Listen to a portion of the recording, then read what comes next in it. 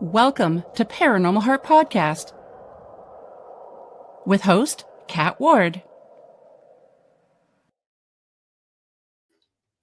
Hello, everyone. Welcome to Paranormal Heart Podcast. This segment is pre-recorded and streaming on United Public Radio Network 107.7 New Orleans, uprntalkradio.com. I'm your host, Kat Ward. Thanks so much for tuning in. Happy New Year. I really can't believe 2025 is tomorrow. Where did the year go? I hope you all had a wonderful Christmas, Hanukkah, holiday season, whatever you celebrate. I hope it was a good one for you. And please have a fun and safe New Year's Eve tonight. I don't want to preach, but please do not drink and drive. So, folks, my special guest tonight is paranormal experiencer and author of the Vampyre Tales series, Mr. Wayne Mallows. Sorry, I almost called you Marrows. Wayne will be discussing some paranormal experiences he's had, as well as his book series. And I have to tell you, I'm currently reading his first book, Whitechapel Road, A Vampyre Tale, and it's an amazing book. You really have to pick up a copy. So without further ado, let's welcome Wayne. Hello, Wayne. Hello, Happy New Year. Happy New Year. I hope it was a good one for you. It was different. We survived. Well, that's good. That's a good thing, right? Yes, it is. My goodness. So before we get into things, I have to say how much I'm really enjoying this book. We've been sending emails to each other. I'm telling you what part of the book that I'm at. And I absolutely love that when I'm able to message the author of the book that I'm reading to say, oh, no, I can't believe you did this. Or, it's really amazing. And I really appreciate how much, because I know you did a lot of research for this book. Yeah. And all the details I really appreciate it as a reader, because it just makes the reader be into that story even easier, so you can picture things. So thank you. Oh, you're welcome. I get a little OCD about that sort of stuff when I'm researching. It's like, and it's not my fault. Like I'll research something. I'm looking for one specific thing and I'll research that. But then it's kind of like, oh, what's that? Where's that go? What's that about? Oh, I didn't know that. What's that? And then next thing you know, I'm like a squirrel down a rabbit hole kind of thing. Yep. And I start off with like, I'm going to take 10 minutes to do this. Next thing, it was 3 a.m. and I'm just like, I can't believe this. Wow, I didn't know this. That's how it goes. Yeah, I really appreciate it, because I remember in one of the emails that you had mentioned, you even looked at what maps were for cities and during that era. So again, that really helps the reader to be able to envision what you're writing. Yeah, it was important to me because I needed I needed the maps of the area, but I also needed like a topographical map, because when you look at a map, it'll show you the roads, but it won't tell you if they're up or if they're down. Yes. Right. They don't tell you the pitch of the road. Right. So it's like, you're walking down a lane. Like I can say, well, he walked down a lane, but it's better when you say like he walked up the lane, because it was going up the lane, because then you could be winded. Yes. Right. Yeah. And like I had to work out the police beat, for instance, in Whitechapel Road. They had beat cops and they walked the beat. So I got the police beat of that time period for this particular area for Mitre Square. And it was basically a figure 8. Mm-hmm. But then I had to work out, okay, how big is this figure 8? How big is the cop? What's his stride? And then I would go outside, I'd measure my stride, which I knew what it was. And I'd just say, okay, how long does it take to actually walk a figure 8 this many, meters, right? Mm-hmm. Okay, so my guy's got like 10 minutes at best to do what's got to happen before this guy comes around again. Right. So everything has to work, because it's got to be realistic. Now, as an author, do you find it easier to write when you go that much in depth with the research? Yeah. What I always say, it's like, I don't meditate. I never meditated, but what I did with the books, all the books, is I would play them over and over again. So I would research it. So I would know, okay, the laneway is here, or the house is here, or whatever's going on.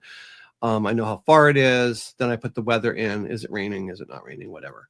And then from there, I play it over and over in my head. Like I did a lot of driving back in the day. So I would drive for miles, and I would play this whole thing out in my head, walk down the lane, go up the stairs. The rain is from this way, blah, blah, blah, and so forth and so on. Then I would introduce dialogue if there was any. And then when you play the dialogue over and over in your head, and then you start saying the words, I know it sounds crazy. I'm in the truck, I'm driving, I'm talking to myself, right? But you really do pick off the nuances. And she would never say that. That's so contrived. That's so robotic. She'd never say that, right? Mhm. So then it becomes very real. So when I actually sit down and start typing, I'm typing it from a memory as if it actually happened, right? So it's like 4 months of this one chapter going over in my head, and I write it, and it's just like, oh yeah, I remember this. I remember that it was raining, blah, blah, blah, blah.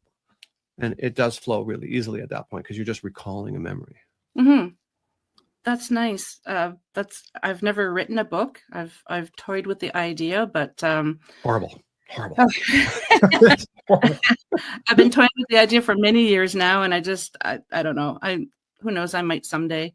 But I really appreciate anyone who can put down in words an entire world for people to be able to just delve into. It's so, yeah, I really admire authors. No, it's funny because when I wrote when I laid out the first book, it was only supposed to be a single book, and I kind of wrote it from an idea that I had because I had created this character for a theme park, and the characters that we created, like I used to build theatrical haunted houses, right? So I got consulted on all these different builds, right? And I was asked to participate in one and create these atmospheric characters that would walk the park and actually interact with people.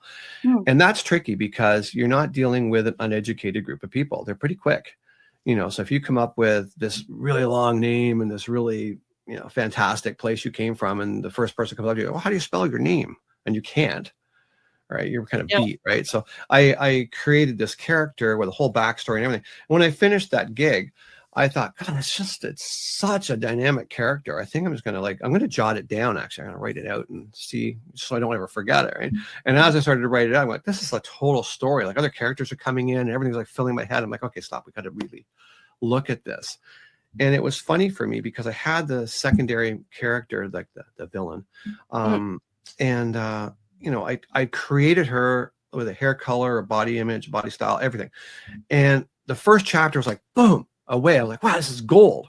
And then the second chapter, which was mostly her, I was writing, I didn't have writer's block, but nothing worked. This wouldn't work. And I remember sitting back in my office, and I'm just like, what's going on? Why is this not happening? What's going on? Because I wrote technical manuals. That's what I did. So this is new for me. Wow.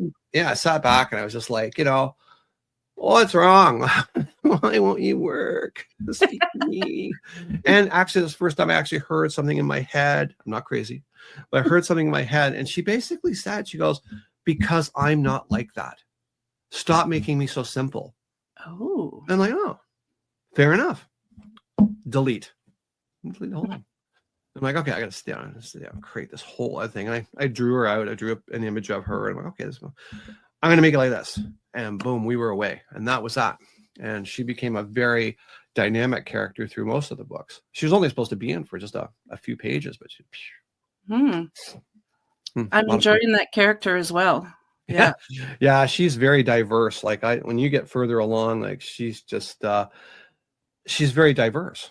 She's just innocent as the driven snow 1 minute, and just like, don't turn your back on her. She'll kill you. So yeah. Nice. Yeah. And as you know, because I had hand surgery for a bit, it killed me. I was off work for almost 3 weeks, and I had every intention to just delve into that book. But it's such a large book. The first time I picked it up, I'm like, nope, my hand. Nope. I can't do it. I was so upset. It's just kept looking at the book next to me, looking at the book and looking at my hand. It's like, no, can't do it. Finally picked it up again recently, and people can't leave me alone so I can read it. Yeah. Well, that's great. I get a lot of that from people. It's just it's a page turner. They get to the end of the chapter and they're just like, oh, I'm just going to sneak one. Let's see, make sure this person's still good. Okay. What's happening next? And I love that. That's great. That's a real compliment. Exactly. Yes. I'd be finishing a chapter and then it's like, well, let's just see what's going to happen now. And next thing I know, that chapter's done. And I have to actually stop myself and say, okay, no, I got to put this down now because I have to get some things done. But no, I'm really enjoying. And how many books are in the series? There's 4 now. I'm working on the 5th one, but I'll be honest, like life has beaten me. It's just beating me hard. Oh. And I haven't written in 6 years. I retired early so I could write. And I sat down, I wrote somewhere around 13,000 words of a companion book for book number 3. And it's simply called Bethany. And it's designed to fill in the blanks. I don't like leaving a lot of blanks in a story. I like each story to stand on its own, but they are linked together. Okay. But this one here, at the end, there is just some like, well, what happened to her and what happened to him and where did they go and what, there was just a little bit of that. Like it closed, but it left room, for like, well, yeah, I did wonder what happened. So I had a lot of people say like, well, did so-and-so ever figure this out? And I'm like, well, yeah, she did, but I'm getting there. So I decided to make a small companion book just to sort of answer those questions that happened after World War II sort of deal. So yeah, so that's kind of where I'm at now, but like, good luck. I got a new computer. I never even put a document on it to compose a story. It's just not even there. I hardly open it. It's just one thing after another. Oh, it's brutal. Just brutal. Life is harsh. Well, I know you guys have had a busy year too, so it's just one thing after another. As soon as I think I've got a minute, it's just like, no, you need to fix the furnace. No, the roof is off. And no, the truck needs a motor. No, so just no, just give up on that for a while. So where did you get your idea for the book series? Like I said, it came from a character I developed for a theme park. I always liked vampires. Always did as a kid. I always thought they were really cool. I grew up, like an only child. My sisters were a million years older than me. They were moved out and married by the time I was 4. So that was the end of that. So, I didn't have a lot of friends and stuff. And all the cool kids had the cool heroes. They had the Superman and the Batman and all that kind. No. I can't be associated with the cool kids because they hate me. So I got to find someone that I can identify with. And I kind of identified with the vampire because, one of the Anne Rice's things that said, and like, I found the vampire, or should I say the vampire found me? I think that's exactly what happened. I kind of identified with this really dark kind of personality that's misunderstood, and doesn't want to be where he is, but hey, it's where he is. And he's not invincible. I think for me, when I started to write, I wanted to make the series very real, very much removed from the Hollywood kind of vampire where there's two little pinpricks in your neck. It's all sexy and pretty. I didn't want that. I wanted them to be hunters. I wanted them to be predatorial. I also wanted I in the first book, I used the word vampire one time. That's it. And because the main character does not know what's happened, doesn't know who he is, what he is. He's a little country bumpkin from the south of England, right? He doesn't know. He raises horses, right? And tends the fields. Never seen anything like this. This is like, so what am I? I don't know. He always says, I don't know what I am. And even the person he meets who's much older than him says, it's a common question. I don't know what we are. We just are. And that's that. So that's where it came from. And that's the sort of blueprint I followed to go through. I just wanted to be extremely extremely different from what was out there. I didn't want this person to be, this amazing, handsome guy that lives forever, that has, millions of dollars that he can spend however he wants to spend and just live a lap of luxury. I want it to be confusing. I want it to be upsetting. I want it to be exactly what it is. You're a murderer, killing thing that you don't like yourself. So much like myself, I don't like myself. That's how I grew up. So that kind of went into all of that, is that whole, being alone and being on your own and being afraid, and yet nothing can really touch you. One of the characters says that, in one of the books, and she basically says like, I've seen no evidence of a God. I've seen no evidence of anything. All I know is I can walk through any forest, any laneway, and fear absolutely nothing. Can anybody else that you've met say that? Yeah, exactly. Truth, there's a lot to be said for that. Yeah, I appreciate also that you've gone a different route as opposed to the Hollywood versions of vampires. And you've mentioned a couple of times in the book the Nosferatu. Yeah. And it's just interesting to see, without giving too much of the book, but the struggles that he's going through with his new self, trying to figure things out. And it, like you said, it's not like the extremely rich count or something like that. It's almost like the average Joe who's all of a sudden thrown into this world and he's trying to figure things out. So like totally on his own too. I mean, like that, Yeah. we take a lot for granted today. Like, you pop on the internet and figure out what you want. Even back in the day, you go to a library and get something. Yep. And this poor guy's like, okay, I'm going to go to the doctor. And nope, you're fine. I'm going to go to the priest. No, it's delusional. Stop it. Yeah. Things don't exist. Yeah. Yeah, these things, he goes, he starts going through all the systematic things to try to figure out what he is and comes up with nada. So then it's down to like, pen and paper and, okay, this happens on this day. This doesn't happen on this day. This happens on this day. Oh my God, this is happening on this day. So this is where he's at with that. So it's a real struggle for this guy until he kind of finds his way and can figure out how to live sort of undetected and pretty much normal looking to everybody else. Yep. And then his fear of being found out as well from authorities or just anyone in general. Yeah, exactly. It's just always on the move. Always on the move, always doing stuff, always having to come up with a new angle, and in the end, it actually backfires on him when he's just he's so good at being invisible that a problem arises and this person says, well, who are they going to believe? Me, who everybody knows, right? Or you that nobody knows. Yeah. And now he's really stuck, right? He's like, oh my God, now what do I do? And nobody knows me. Yeah. So. And I think you've touched on struggles that a lot of people actually live in their actual lives. Obviously not being vampires, but just how people struggle with trying to figure out their own lives in general. So it's even though he's not technically human anymore, the humanity that you show in him while he's struggling it's just amazing. Yeah. And his counterpart is the same, but she's removed that part. Like, I don't care about that part, like, why do you love these people so much? Like, why do you care? These people will kill you if they get a chance. Like, why do you even care? So that's that. I mean, there's this conflict that's there. But that's life. Life is a conflict. Yep. So I wanted people to realize that as they're reading it. And it's been said in a lot of vampire stories and a lot of vampire movies. And I find it's kind of the same with your book, where it's like, where you just said, why do you care for these people? They're food to us. I've heard that in a lot of other books and movies, but yeah. Well, with him, it's selective. Like, he's got to learn how to just survive in this area. And he learns really well how quick it is, how easy it is. And he just, okay, this is how it's got to be. I can do this and just be really selective on what I do. I think one of the things that the way I started this whole idea was I wanted it to be believable.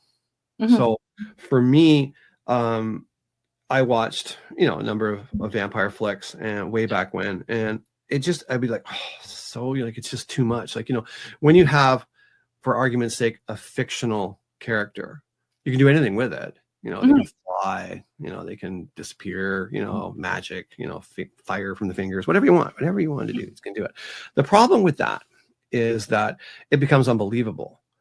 Right. Like, I want this guy to just, you say hi to him every morning as you go out to get the paper. Right. He's just a normal, you'd never believe it kind of guy. Right. So what I did was I wanted to put him into a scenario that the common person would relate to, So I looked at things like the world wars, because everyone knows something, a little bit about the world wars. Everyone knows something about the Titanic. Like, they might not know everything, but it's a big boat that sank. A lot of people died. Yeah, boom, that's enough, right? And so if you can tie a fictional character into a real event, for the reader, it becomes real because they already have some inkling of that event, right? So as I'm going along, I come upon Jack the Ripper, and I'm like, oh, okay, I know a little bit about Jack the Ripper. Let's delve into this, right? And I start diving into it, and it was just like, I didn't know a lot about it at the time. And like, I'm going to say right out now, because I'm going to get called out on this all the time, is like, I am not a ripperologist. I am not. I don't spend 37 years of my life on the Ripper cases. I never did. I probably spent between 9 and 11 months on it. And it was pretty intense. But as I started to delve into it, I was like, this is like bread and butter for me. Like, this is exactly. And the part that got me was on the murder that happened on Buck Row for Penny Nichols, who was like the original killer, or the original murder by Jack the Ripper. There was actually 2 others prior to that, and one woman survived for quite a bit of time before she passed. I didn't know that. No, yeah, there was 2 more after the original 5 as well, but the police are like, nope, that never happened. So it's just that disappeared. But for her, it was that was the one that clinched me. Okay, this is going to be the story. This is what we're going to run with, because the chief inspector at the time, when he arrived on the scene of Polly Nichols, one of the questions he asked the on-duty officer was, okay, did any of your guys move this body? And the answer was no. That's where you see her is where we found her, and we never moved her. Because back then, murder investigations were so different than you'd ever expect to be right now. Yeah. It never would happen, because, they'd move it's dark in the laneway, drag her out into the light, Yes. Like, just roll her over. Let's have a look, They would never do that now. They just contaminated the crime scene. Totally. Perfect. Yeah. We love that. Anyway, so he said, no, that's exactly where we found it. This is the officer that found her, the constable that found her. So he interviewed him. No, that's exactly where we found her. So he comes back to the original inspector, and he says, okay, then, so this is where you found her. So I'm going to put it to you this way, sir. Where did all the blood go? Because she was cut up and down like that. Yeah. And he says, because all I find on the sand is enough blood to fill a wine glass to approximately half full. Like, in a cut like that, it would go right up the fence. Oh yeah, especially at that location too. Oh yeah, for sure. So he's like, I'm thinking she was killed somewhere else and dumped here. Mm-hmm. But for me, it's like when he said, where did the blood go? Oh, I know where it went. I know exactly where it went. So that was my backdrop. So then I started researching hardcore on all the murders, where they happened, the weather, like what the cops were doing, like just every single thing that was going on, to then have my character kind of walk the walk through all that. Nice. That's where it came from. Yeah, I'm at the part of the book where he's at the market. Yeah, I don't want to give too much away for the listeners in case they decide to buy the book, and I highly suggest you buy it. I don't like to promote things that I don't believe in, but I definitely love this book. So thank you so much. Yeah. It was a lot of fun to write it. I mean, it became family to me. It was really like, it was so magical for me, because like I said, I wrote a lot of stuff, a lot of things I wrote, but nothing like this. And there were times where I'd be writing, and I'd go back and edit it. I'd go back and read it, and I'd be like, this is way beyond my ability. This is not me. Like, I had to have help from somewhere. Like, I don't write like this. This is amazing. Yeah. And I'm not tooting my own horn. Sorry, folks. I'm not. It's just like, I was like literally blown away. I'm reading this stuff. I don't know. Yeah. This is me. Wow, incredible. So yeah, it's just some of the dialogue was just wicked in it. I just loved it, And some of the stupid little things that would happen that I would never think of, just some of the interactions, and like, I won't, not to give anything away, but there's something that happens. I think it's in book 3, Unnatural Selection. And there's 2 characters that become they're adversarial, but they're close, a couple of women. And they end up in a pub, like in a public house, right? So a little eatery, you could get food and you get a drink. And so it's a seedy place. All right. It's not like it's not like going into like Michelangelo's or something like that. This is just a dump, right? So they go in, and the one unsavory chick's she's like, 2 gin, just like that. And the waitress is like, yeah. And what about you? And the other girl's just like, do you have tea? And she's like, oh, we have tea just for the likes of you. But the funny thing was, when the tea comes, everything's set up, and the one chick's like, and it's gone. And my other character is like, dipping the spoon in and dipping the spoon in. And she's like, what are you doing? She's like, I want to make sure there isn't a spider at the bottom of the cup. Oh. And she goes, well, if there was a spider at the bottom of it'd be dead. It's boiling water. She goes, yeah, but I don't fancy drinking it and looking at the bottom of the cup and seeing a dead spider coming up to my lip. Yeah. Do you know how many people have wrote me and said, do you know now every single time I pour a coffee, I look in the cup to make sure there isn't a bug in it because of that book? Oh, yeah. But I don't know where that came from. It's just something that popped into my head. Wow. You know? I Yeah. wonder if you've heard of that instance sometime in your life and it was just deep in your memories. And I don't know. I know I drink tea all the time. I've never done it. oh, wow. I've never looked at my cup. Never looked to see if there was a bug in my cup. Do you now? Yeah, this person is the one that drinks the tea is quite proper. She's a very, very proper individual, and she's on her own quest as well. In book number 3, she encounters, it's in World War I, and she encounters my main character from book 1, and she's just kind of like, wow, like what's this guy all about? Like, this is crazy, you know. And he meets her, and he's like, what's your fascination? Like, why are you here? You don't need to be here. This is a horror show out here. Why are you here? And it's so they both have their reasons for being there, and they form this really kind of like, I won't say uneasy, but it's a friendship that's got reasons for being there. Like, she's curious and he's curious. So they form this sort of like really loose kind of like friendship that's very guarded on both sides. It's pretty cool. Just like any kind of relationship. Yeah. You know? Yeah, pretty much, which is exactly what I wanted. Again, I don't want like, oh my God, you're a vampire. Wow. You know, I don't want that, right? Like, I want like, you know, who are you? What's your whole thing? I don't dig you, you know, like I like you, but no, just stay right there. You know, that kind of stuff. So it becomes very much a very real sort of get together, trying to figure each other out, just like any man or woman would, or, you know, today, woman or woman, man or man. There's like a connection, but you're not going to just, you know, throw all your chips in one basket because it's a concern. Yeah. Yeah, so, just a little.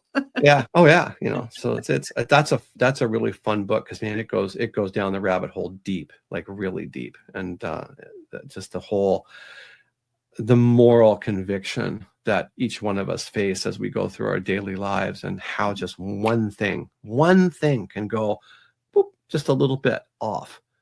And your whole life is like, oh, you know, you're off the rails. And that's exactly what happened in that. So that's just jumping ahead. Sorry. That's okay. Do you recall how long it took you to write each book? Yeah, I do. Yeah, I do. Oh my God. The first one was a horror show. Cause again, I never wrote a sort of a fiction book. It was always like, this is how you change a tire, and it's blah blah blah blah. That's what I did, right? So for me, it was a real big learning curve. And that poor book, oh my God, it got edited. I think it was edited 6 times. And not by me. I mean, I paid people to do this, and I would get it back, and I'd flip the book open, and my eyes would zoom right onto a word that was spelt wrong. I'd be like, ah, you know, it's just you know. And the original book was only like that big. It was wow. Yeah, it really was a small little book, because it was just a book about a guy with a backstory. That was it. But then it became a series. So a couple of years ago, I went back and revisited book 1, and I'm like, okay, let's just sit down and do this properly. And I just took it all apart, and I rebuilt it. And that's now it's this big. So, because now I got a lot more history in it, a lot more things that I didn't know. You know, I actually spoke to a guy in the UK. Unfortunately, I think he's dead now.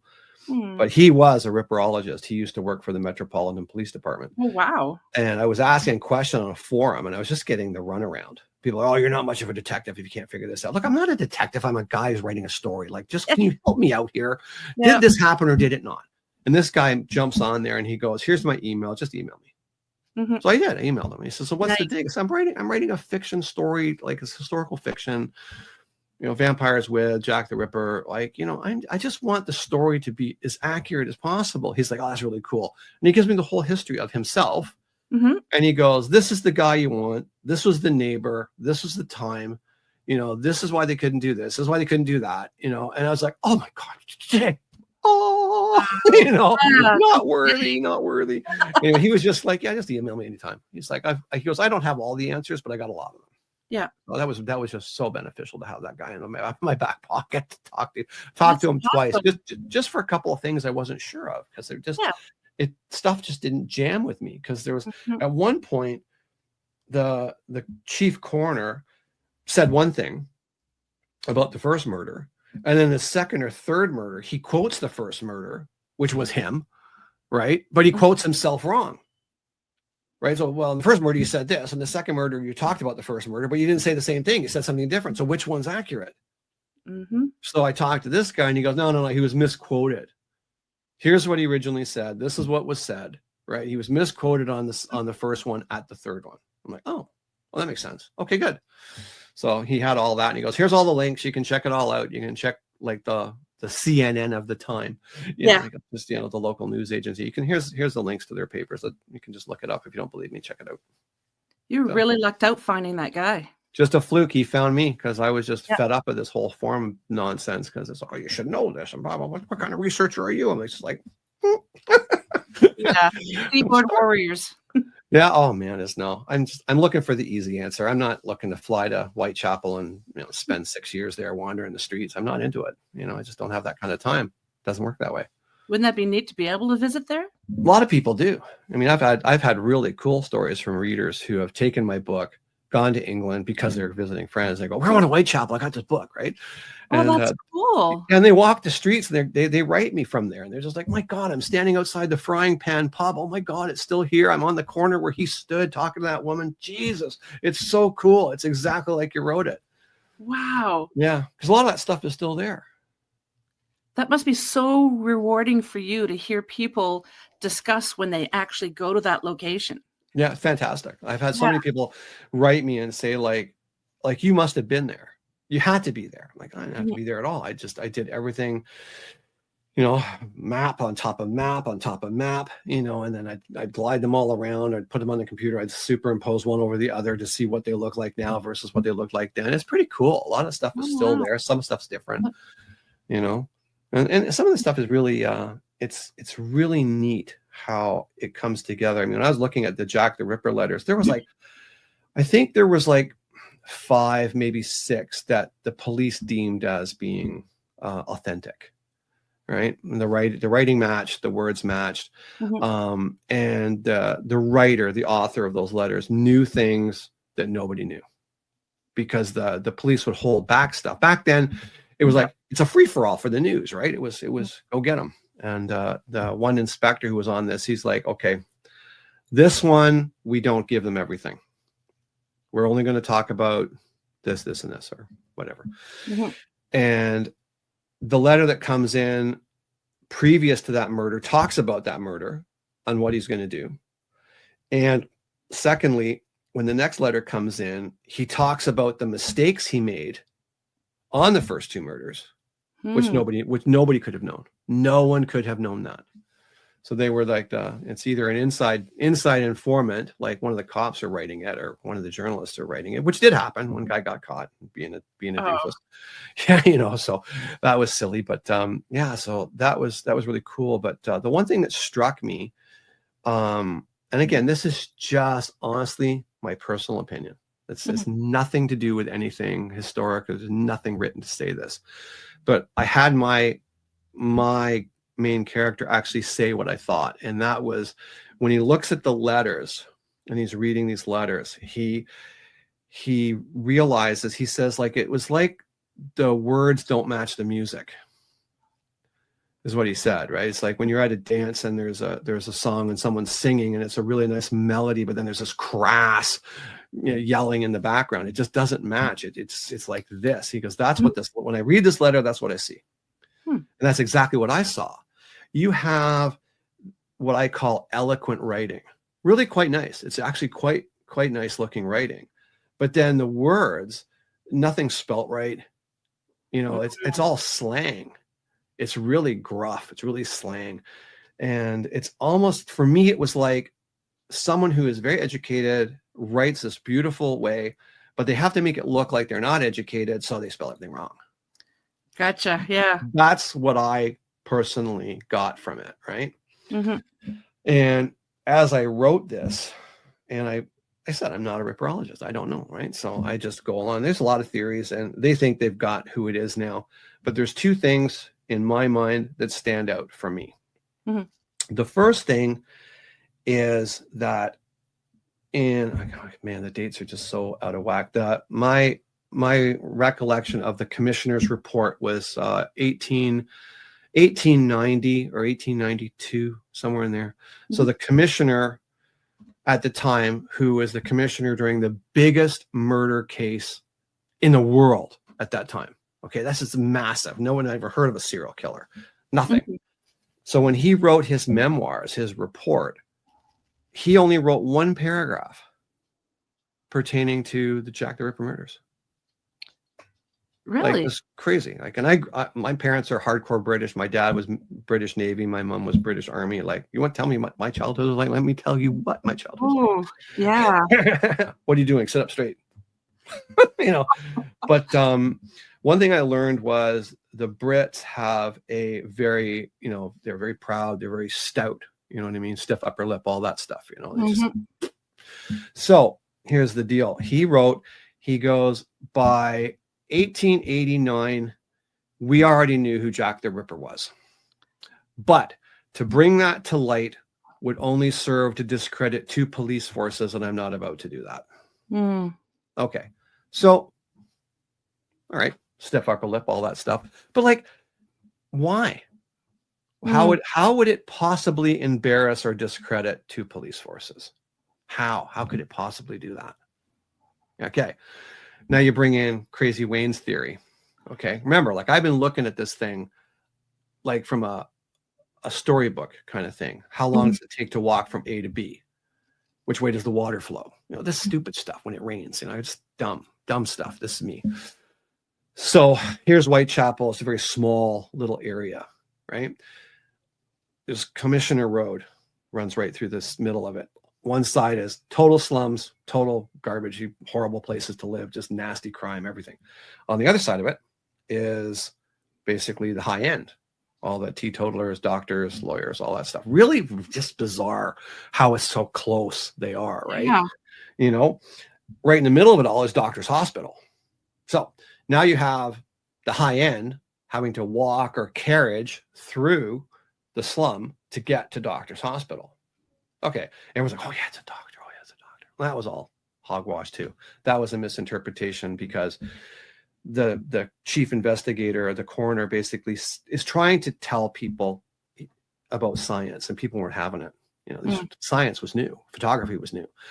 And he was trying to say, look, the body could not have been there at 8 o'clock in the morning, despite what your witness says. Couldn't be, because the blood had already congealed. The blood cools this fast on a dead corpse, blah, blah, blah, blah, blah. The whole figure. And people were just like, what? But I saw her. You didn't see her. You want your name in the paper. That's what it was. Yeah. Right. So he's trying to quell that hysteria. And what he said was, look, if I was to do this kind of disfigurement to a body, right, in my professional capacity, it would take me more than an hour to do all of this. And I'm a pro. So what they said was, we're looking for a doctor. Okay. Yeah. You got what I'm coming from? Yep. Right. Okay. So that's where that whole misinterpretation came from. However, now, so you've got people walking back and forth or carriaging back and forth, right? My theory, and it is only a theory, and I'll explain to you exactly why in a minute. I think at the time there was a doctor that went to Doctor's Hospital, and he would frequent these prostitutes on the way home or the way there, right? And it wasn't like, hey, let's go to this really cool high-end hotel and do the horizontal bop. It didn't happen, right? They went behind a fence, man. It was just gross, it was horrible stuff to that, But at that time, syphilis was rampant. There was no antibiotics. You got syphilis, you died a horrible death. Brutal. One of the royals, their prince, whatever, he had syphilis. That was the first thing they thought of. It was him. But by that time, he couldn't hold a pencil. He was so disfigured, horrible, right? So what happens is, I think this doctor comes home unawares that he has syphilis in the early days, does his thing with his wife, right? Passes it on to her, right? So she gets sick. Now they both realize that, oh my God, you're sick too. I'm sick too. And then, that's going to ruin the relationship. However, back then, if you were a female in London, England, and you were without husband, you had nothing. You didn't keep your property. If he died and you were in the house, the son got it, right? The son got the property. If there was no kids, the brother of your husband got it. If there was nobody else, the government took it. Yeah. You were out on the street. So you went from high society down to nothing. I mean, literally, you're on the street and looking for your next potato to eat. Literally, overnight. Boom, like that. So what I think happened was, I think this person basically lost everything, grabbed his little toolkit, his surgical toolkit, and left, because she would be kicked out on the street. That's all she had, was the clothes on her back and her purse, whatever she had in it. That's all she would be able to keep. So I take that. So this person is going to die and they're not of right mind, and revenge is on your mind. So who are you going to take your revenge out on? You're going to take it out on the people that infected you. Okay, great. Did you know at the height of the Ripper scare that was going on, they had something like 1,500 police constables walking an area that was like 2.5 kilometers by 2.5 kilometers? Wow, no. There was that many cops on the street and they couldn't catch this guy? That's crazy. Okay. Did you also know that they used to take the slightly built cops, the guys that were the clerks, and like, not these big robust guys, little bean poles. They dress them up like prostitutes and send them out into the streets to try to lure this guy in. Never caught anybody. And all I see in my mind's eye, and this is what when I was writing, it just boom, just came to me. Like, I see all kinds of visions and things, right? So this came to me. I see this guy leaning against a fence, looking like the lady of the night, right? And this person comes up and says something like, another prostitute comes up and says, hey, and he's like, go on, get lost. I'm a police cop, get lost, right? And she leaves, right? Back then, when that started, by murder 2, none of the women that were working Whitechapel would work alone. None of them. They always had a partner. Sometimes 2 or 3 would go together. So then when someone come up and go, how much for you? And you would go, okay, it's like 3 pennies or whatever. Okay, I'll take you. Let's go behind the fence. And the other one would wait right there. If you hear it screaming, you go get the cop, right? That's no one worked alone. So, however, if you were the woman killer dressed like a prostitute and someone came up to you and said, hey, I see you're working alone. Do you want a partner? You're like, yeah, I'll take a partner. You'd never see it coming. You would never think that a woman could do that kind of damage. None of the prostitutes, they'd be leery of a guy, but not of a woman. Not at all. And the blood on the second murder, there's a bucket of water right there. Not a drop of blood in it. That person who eviscerated that woman walked out with blood all over them, on their hands, everything, in the dim light of the morning. And no one said boo. Now, a woman could walk down the street covered in blood and nobody would say anything. Not one thing. Not one guy would come up to a woman and go, hey, miss, why are you bleeding? Would never. Because, my God, she might be on her period. We don't talk about that disgusting thing. Ugh. Yeah. And it gave you complete anonymity. Complete. And I'll tell you, that is the one thing that would discredit Scotland Yard. Wait, you were beat by a woman? A crazy one at that? The best police force in the entire world got duped by a chick? That would do it. So do you think Jack the Ripper was really like Jane the Ripper? 100%. Yeah. I believe that. 100% I believe that. Because I could just see it, because if you end up with syphilis, you end up with like brain decay. You would finish up in an asylum, And at some point, again, I don't know. There's no evidence. There's nothing. It's just Crazy Wayne, right? And all I see is this woman, I'm Jack the Ripper. I'm Jack the Ripper. And people be like, yeah, whatever, you're cuckoo. But then all it would take is a doctor to be visiting her one day and she start talking about things that nobody would know. And they'd be like, I know it's a long shot. I'm going to ring the local barn. Can you send an inspector up here to talk to this wacko? Because she's singing away in here. I don't think it's real, but send somebody up. Sure enough, they find it. It's her. And that would be enough to quelch that completely. So. Because there's Yeah. been so many speculations over the years that it was a royal family member or, No. Nope. uh, The queen actually invited the chief inspector right in. She's like, you bring him right in, bring everybody. You hmm, ask any question you want of any person here. Go ahead. I didn't know Ask. that happened. Wow. Yeah. Yeah. You ask anybody anything. I want this caught. If it's one of our family, find them. Hmm. Because they were after the one prince, because like I said, he was known to frequent the darker areas, right? And Hmm. but he was so sick at that point, there's no possible way he could hold a knife or a scalpel or like anything, right? There's Yeah. nothing. And everyone talked about, like, have you seen the autopsy photos back No, then? Oh, horrific. They were really. like, oh, it was a surgeon, oh, it's so precise. Bollocks. It was not. Like, they were like this. They right from your sternum down to your crotch, basically. Sorry, but it was just like a lightning bolt, Yeah. right? And like, even me in my limited, grade 12 capacity, I know to get a kidney out, you do it from the back, Hmm. right? Yeah. And they just gutted this woman out and ripped her all apart and pulled everything out and then took the kidney. But that's not professional. Yeah. That's no pro. There's no way that's a pro. You think they're trying because they knew who it was and didn't want to discredit the police departments that they kind of give misinformation so people wouldn't even think it would be a female? Back then they didn't. No one would have even thought it was a female. No one. But if it had come to light quietly from Hmm. one doctor's asylum straight to the commissioner, it would be like, right, we don't talk about this ever. Yeah. Ever. You want to be disbarred? You talk about it. You go right ahead. And that'd be the end of it, man. It's just quiet, gone, disappeared, never happened again. Hmm. You know, Interesting. it was something, boy. I'll tell you, that was mind blowing to me. You know. Wow. Yeah, there's a lot of information that you just gave that I wasn't aware.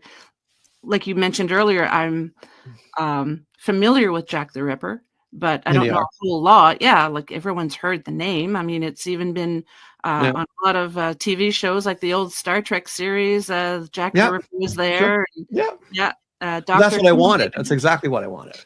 Yeah, Because someone knows something about it. yeah. And I want people to read it and be like, wow, it feels so real. Hmm. I want it to feel real.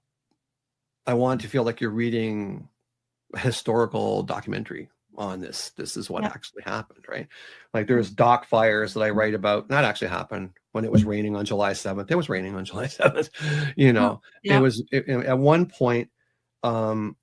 There's this thing in the Ripper Chronicles, right? That there's this guy with the bowler hat that sees a guy buying bread. Okay, there's the confectionaries that were open all night long because everybody worked these crazy long hours. It wasn't Yeah. like now, right? We're getting there. We're almost working those crazy long hours. But Yeah. No kidding. back then, like, you might get off work at 3 o'clock in the morning, Hmm. and you'd be on your way home and you'd buy a loaf of bread from the local store because it was open, right? That's Hmm. how it is. So this guy, he's cutting across the street, and the standard comment was, I walked across the street, I saw the man in the bowler hat leaning against the fence talking to Elizabeth Stride, and I overheard him say to her, you'd say anything but your prayers. That's what he says to the prostitute in dead Hmm. that morning. So when I wrote that part, I wrote it from another character from the other end of the street. So she's looking down the street, sees Elizabeth Stride talking to the guy in the bowler hat, but she also sees the guy with the bread crossing the road, right? So Okay. Yeah. it's a different angle because we only have the one account from the guy crossing the road. Hmm. So now I've got a second account from my fictional character Hmm. looking down the road that sees all three of them. Hmm. So again, it's following the historic narrative, but I just take a little bit of liberty of where people are positioned, so to actually see and substantiate the historical record. Oh, fun. Well done. Yeah, I like it. Fun. Yeah. And it's like it's really fun to read too, and I lose track of time when I'm reading it. Same with writing it. It was exactly the same as writing it. Hmm. When I wrote the second book, Mary, Mary, Quite Contrary, it took me 11 months to write that and edit it. And I flew through that. It was just like, it went crazy. It was, Mhm. I wrote the ending to that book right at the end of Whitechapel Road. Like, I wrote the ending to book 2. Okay, Because yeah. it was like right there in my face. And it's like, And you don't want to forget it. no, I wrote it all down. So it was a beautiful Yep. ending. It's a beautiful ending. It was like, And I wrote the entire story of book 2 to meet that end. And it just flowed so beautifully. Oh my God, it was just so beautiful. Yeah, it's a smaller book than all the rest, but it was a beautiful book that happens in modern day. It just worked out so nice. I hear that from other authors and even people who have movie ideas, that they have the ending and then they just create the story from the ending that they have. I never did that before, but I did it with that one. Yeah. And I remember jamming with my son, and we were staying when we used to live in the haunted house in Niagara. And him and I were jamming one night. He's very creative. He's a writer. He writes screenplays and stuff. I wish he would. Oh, wow. I wish he would do something with it, but he's just like, meh. I guess okay, whatever. It's just no. I asked him to write a screenplay for Whitechapel Road, and he's like, yeah, maybe. Oh. So translation is no. No, yeah. We're good with that. But anyway, he's that. So we were jamming one night about an idea I had, and he is so cute. He's like at that time I think he was like 24, and he's having hot chocolate, and I'm having a tea, and got my feet up on the couch and stuff, and I tell him my idea, and he's just like, "You're not really going to write that, are you?" I'm like, well, yeah. He's like, dude, there'll be burning crosses on your front lawn. Like, you can't write that. I'm like, I'm going to write it. For sure I'm going to write it. So I'm almost at that point. I'm just about there. Like on book 4, Dark Origins, I just caressed that idea a little bit. Just, between book 4 is all about the elders, all about where vampires come from. So you have your interesting. You have your Whitechapel Road, which is the historic narrative, right? Then you have Mary, which I use forensic science to substantiate the existence of vampires. And then book 3 is in World War I. So you got a bit of history in that, but it's more like the moral conflict and the boy meets girl kind of stuff. So you have the conflict of spirituality, religion, and your moral conviction of right and wrong, and tied in with the history and the growing world at the time. Then in book 4 we go way back into like the 1300s, 1400s, right? And you meet, basically what I tried to do was have 2 buddies, right? Like if it was me and my buddy Fred, and we would be like, oh, did you hear what the dumb guy said today on the news, blah blah blah blah, and we just talk about the current events, right, of what's going on. So I have these 2 elder vampires that are moving through the nature, through the streetscape of that time period, talking about what the hell's going on, like what has happened to our world, like what has happened, like and they're warriors, boy. They're big, nasty guys that are trying to just take back, and like, we are the hunted, so now we are going to be the hunters. And so they just turn the whole thing around, and while they're turning it around, you get an inside scoop of the history of the time period. Right. So that's kind of where that comes from. And for me, that book was fun to write. It was difficult to write because that history is really tough to find. You can find the main history anywhere you want, but you want to find a town in North Germany in the 1300s. Yes, yeah. Doesn't exist anymore. Now they call it Hamburg. Right? I mean, like, you want to find the original name of something. Oh my God. It's just original names. What did you name your kid in the 1300s? Good luck, right? That was difficult. And I wrote it in the winter. I'd never wrote anything in the winter. Most vampires are just like, oh, it's a beautiful day in California. I wanted to write it in the winter. I wanted to do it because it was hard, and I wanted to see how hard it actually was. I actually took my laptop out in one of the cold months, January, February, and sat on the veranda with it. Oh. And I wanted to see what cold feels like. I worked outside for a million years. I know what cold's like, but I wanted to see what it was like to just be miserable. Just be miserable in the cold. And it didn't take long for me to be thoroughly miserable. My fingers stopped working and my nose was just pouring. I'm just like, this sucks. Yeah. Oh my God, this sucks so bad. But it gave me really good clarity to write from a peasant's point of view, leaving their town, like their little small, 4 village or house village kind of thing, and wander off into the woods with nothing but your mule and what you got on it. Like, brutal. Brutal. So it gave me a really good idea what cold was all about. Well, that's good. That's smart. That's what I want. Like, I want it to be real. When people read it, I want it to feel real. I don't want it to make it, I'm reading a fluff story. I want it to feel like it's genuine, it's real, it's dynamic. I had one guy write me fairly recently. Like, I haven't written in a long time, so when I get an email, it's always really like, oh, that's really nice. And not like, women will write me more than guys will write me. Guys would be like, dude, it was amazing. That's it. That's all I got. Right? Yeah. Women will be like, you know, every nuance, everything that you did right. You know, it's like, I fell in love with this other character. I didn't know that. It made me cry. But this guy wrote me, and he same thing. He's like, dude, you know, he's like, capital letters, amazing, right? And he's like, but honestly, you got to tell me. He's like, this is more than just a vampire story, isn't it? I'm like, yes. Yeah, read between the lines. It definitely is. Definitely is. So it sounds like there's method actors. It sounds like you're like a method author. Could be. Yeah. I want you to feel it. I want you to feel it. A really good friend of mine, he went to cottage one time, and he took the first edition Whitechapel Road with him. And we hooked up on a Wednesday, I think, for coffee and a bite to eat. And he goes, oh, I'm reading your book. I said, oh, how is it? And he goes, it's terrifying. He goes, it's terrifying. He's like, honest to God, he's like, I'm sitting at my cottage I've known since I was like 2 years old. I'm sitting there and I'm reading this book, and, you know, hairs are going up, and I'm just like, wow. And I look around my cottage, and looking around, it's all dark outside. I'm like, you know, I was like, okay, I'm reading. He goes, honestly, when I got up, I went and I closed all the curtains. I locked all the doors. No, you know, I'm like, are you kidding me? He's like, God, Wayne, it's terrifying. Like, it's terrifying. Like, the way you describe stuff, it's like terrifying, you know? What a compliment, though, eh? It was huge. And it was a good friend of mine. Wow. You know, he's the way he equated it. He goes, you know, the Batman and Robin we grew up with in the 60s, very campy, like pow, biff, boom. He goes, we grew up with that. And it was really campy, right? And then they brought out Batman: The Dark Knight, and that was dark. It was evil. Yes. You know, he goes, that's your book. Oh. He goes, you got all these campy vampire stories and, you know, all this stuff. And he says, like, then you got this. He goes, this is terrifying. This is absolutely terrifying. You know, it's like, I guess. Good. Glad.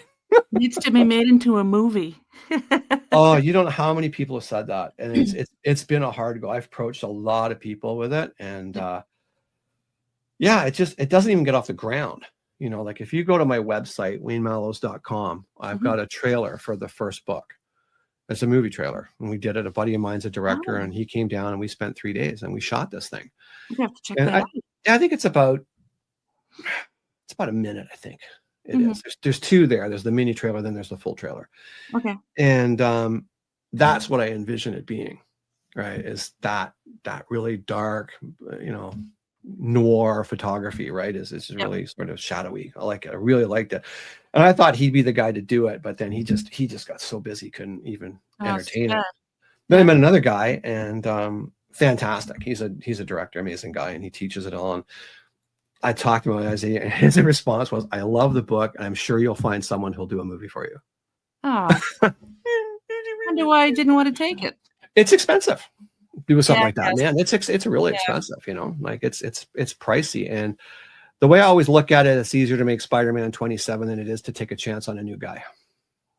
Yeah. Because if you take a chance on a new guy and you say, okay, we're going to throw 250 million at this thing, and it flops, you never work again.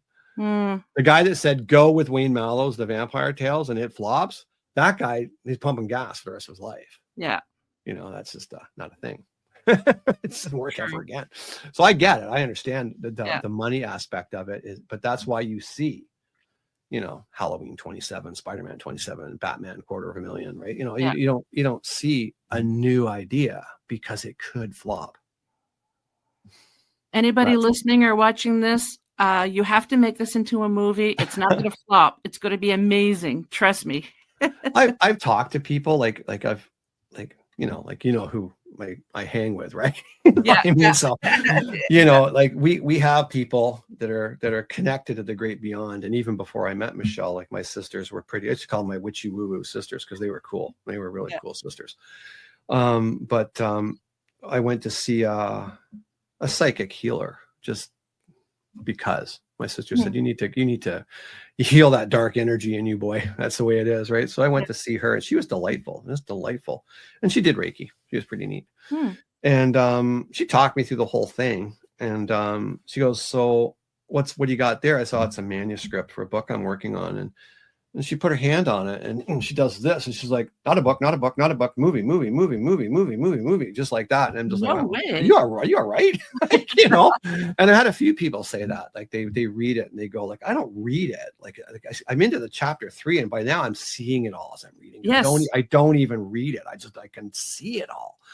Like, I don't know what's going to happen to it. But yeah, I'd love to see it. I'd love to see it be a TV series. I bet you could probably get a good 3 seasons just out of Whitechapel Road on its own, you know. And then from there, it's a wild card. The 4th book is Michelle's favorite book. Like, it's just nice. It's so back there, and so I don't know what it is. It's dark, and it's a different world than what we come from. You know, at one point, one of my main guys, we just call him D, right? We don't say his name because they're actually demonic names, right? You don't want to actually quote them chapter and verse, otherwise you have visitors at night.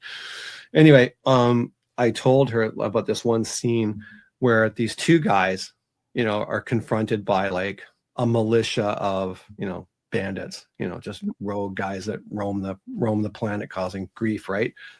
So they get there, and they're just sort of chatting it up with these 2 guys, and they're just like, you know, the chatting's done. As much as we enjoy this, he's like, I'll take your horses and your purses, and you can walk the rest of the way. And my guy's just like, yeah, no. And he leans on the horse a little bit, and he goes, the only way you will relieve me of my sword is if I'm unable to pull it from your skull. That's what he said. And everybody laughs, right? Because they just think, what are these 2 guys going to do against, like, you know, 40 guys, right? It's nothing, right? I said this line to Michelle, and she goes like this. You know Michelle, right? She goes, he loves him. Yeah. That's awesome. You know, that's just that big smile that goes from ear to ear. But that's that became like her favorite character, just because the one guy is just kind of like, remember, like, our mothers were human. You know, he goes, that was a long time ago, brother. It was a long time ago, right? You know, like, things have changed, right? So the one guy doesn't hate on humanity, but, you know, he'll mess you up if you mess around with him. The other guy's just like, yeah, I hate you all. Get in my way, I'll just kill you. No problem. You know, so that's the dynamic of that. They're always having this kind of like this back and forth kind of thing, right? And at one point, it's kind of cute because they have this wolves. I'm talking wolves, like I'm talking the ones that stand up to your shoulder, come running at them. Yeah. And my one main guy, D, he just looks back at his friend, and he's just like, I am getting tired of this.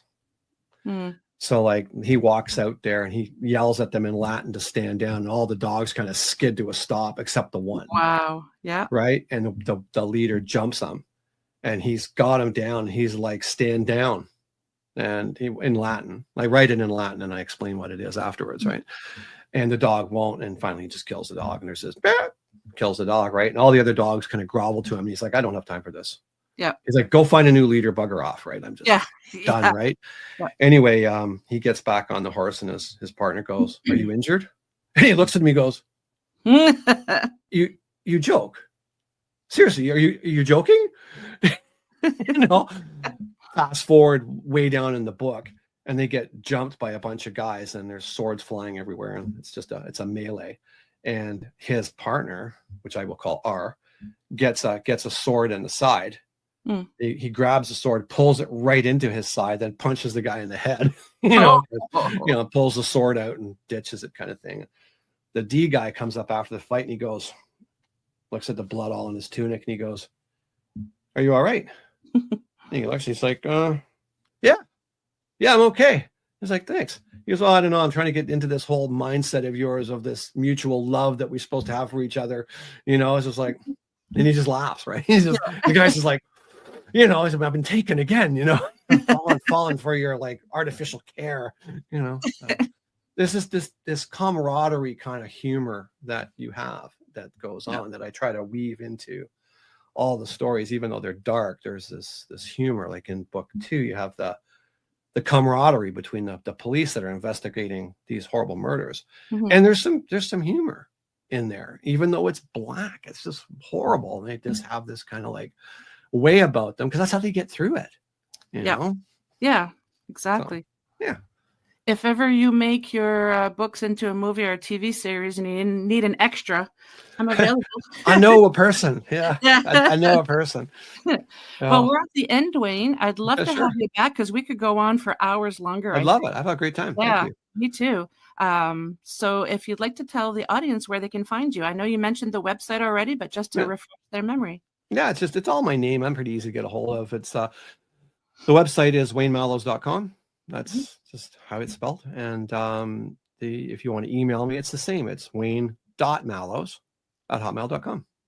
Cool. And I will answer everybody. If I don't answer, assume it went to junk mail and try again, because I will never leave somebody hanging. I just don't do that. So. Nice. Yeah.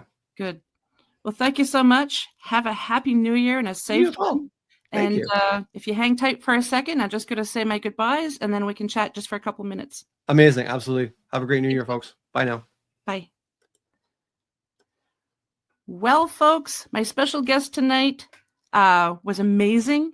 Thank you so much for tuning in tonight on UPRN 107.7 New Orleans. And remember, if you enjoyed the show, please like, share, and subscribe. And to be a guest on the show, you just have to, or you just want to say hello, or you want to support the show by purchasing Paranormal Heart merch, drop me an email at paranormalheart13@gmail.com. Have a happy and safe new year, everyone. Much love to you all. Until next time.